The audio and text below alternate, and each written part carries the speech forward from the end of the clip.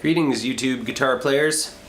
My name is Lane Arndt, and today I'm going to detail an exercise that I actually came up with in a bit of a lazy dream state one morning, thinking about playing guitar and things that I was going to work on, and somehow this octave pedal tone exercise popped into my head.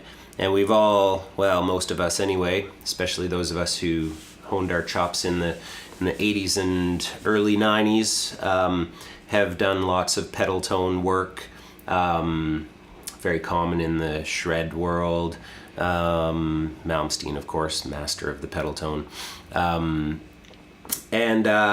this is an exploratory style of pedal tone exercise that's designed to take you all over the fingerboard, to destroy every black hole and gray area and questionable part of the neck that you might still be hanging on to if you're a pattern-based player or a chord block shape type player and have never really taken the time to learn the notes on the fingerboard, which I think is pretty crucial, because if you want to get to a sort of a more enlightened level of understanding the relationships between the notes that you're playing and the chords that you're playing on, then at some point you really have no other choice but to learn the notes on the fingerboard. So that would be a very first step. Second step would be to learn your major scale positions, learn your major scale fingerings, because this exercise takes off from a point where you already have those things mastered. So this is kind of an advanced warm-up technique, conditioning tool. And it can be really fun to bounce around the fingerboard for 10 or 15 minutes or 20 minutes when you sit down to practice, just to get your head on straight, work on some tone, work on some, position shifts, etc., etc. So the deal with this exercise is that we start with a unison or an octave in a particular key from a particular note. It can be any note in any key, depends on what you're working on, depends on where you want to start and where you want to go.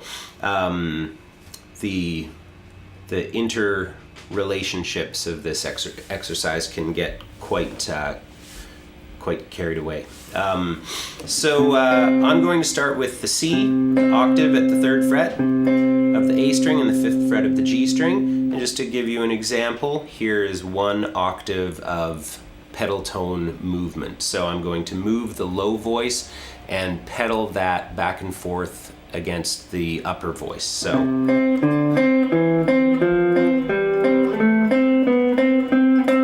until I end up at the unison. I'm not interfering with the string that the pedal tone is sitting on, because I want to maintain the integrity of the two voices as separate sounds.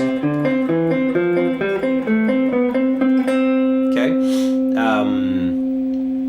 And so that would be one example of one octave of the C major scale in one position on the neck with one particular shift. There are many, many, many, many different options. That could have been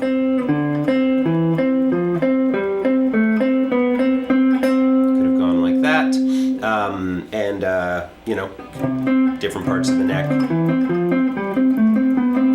Of course, some of these shapes are going to feel the same. Here we are coming from a unison back down the octave.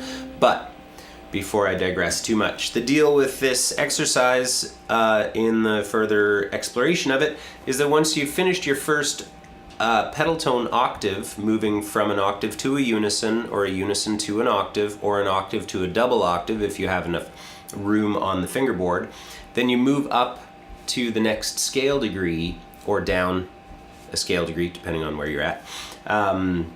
Move up to the next scale degree and keep going. Now when you get to that junction, you have the option to now then move the low voice up or down an octave, move the high voice up or down an octave, depending on whether you're starting in a unison, starting in an octave, starting in a double octave, whether you have enough range on the instrument to complete the pattern. So having arrived this C unison, 5th fret of the G string, 8th fret of the D string, I'm going to push that up a step to the D, and well, we could move the low voice back down, staying in the key of C, hearing a kind of a Dorian modal quality there, or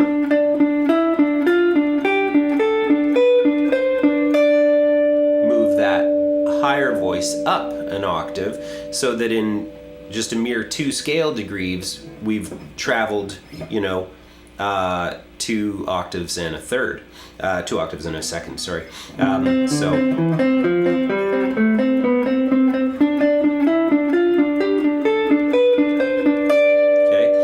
at this point now we move up to the next scale degree and we think, well, we could move up to a unison, or we could move down to a unison.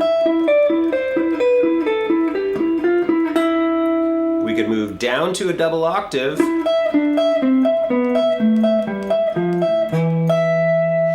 but we can't move up to a double octave unless we have 24 frets.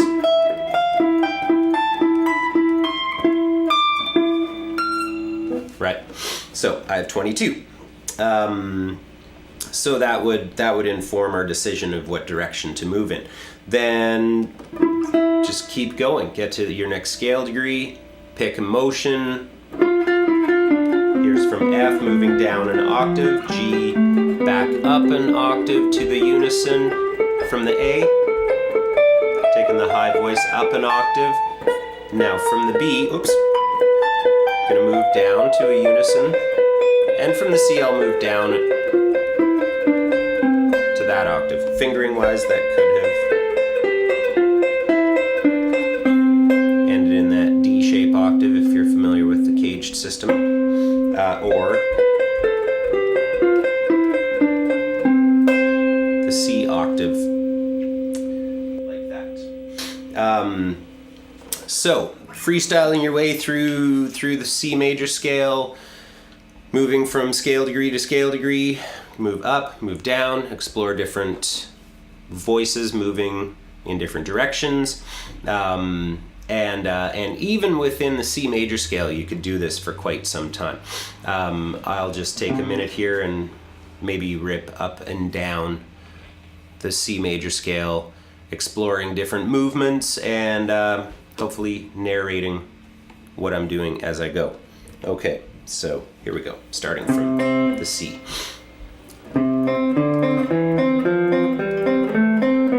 Up to the D, down an octave. Up to the E, let's go up to a double octave. F, coming up in the low voice to a single octave. Now G's gonna come down to a unison. A, let's go down to an octave.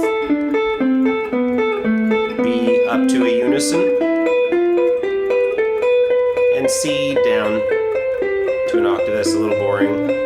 But now we'll go down through the scale, taking B up an octave, moving the high voice back down, a little boring. Up from the G to a unison. F, up the octave. Down the E, down the D, and up the C to a unison.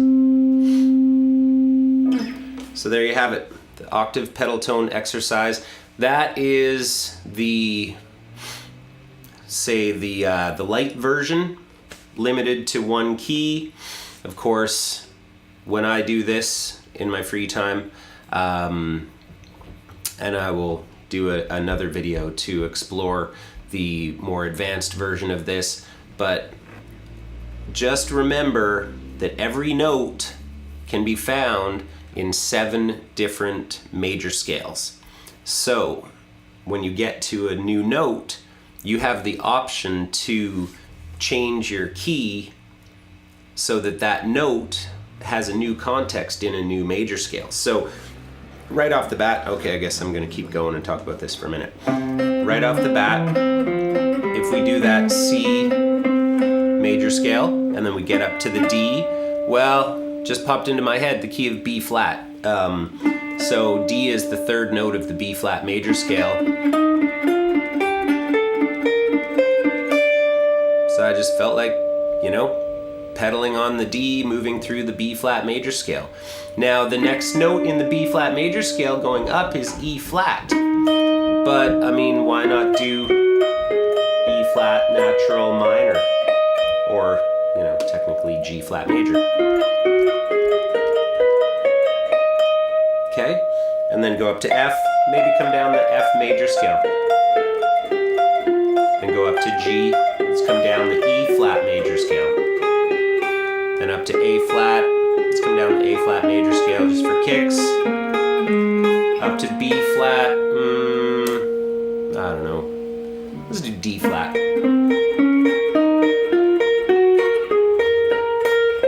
And then we're back on C. And I feel like coming down the F major scale.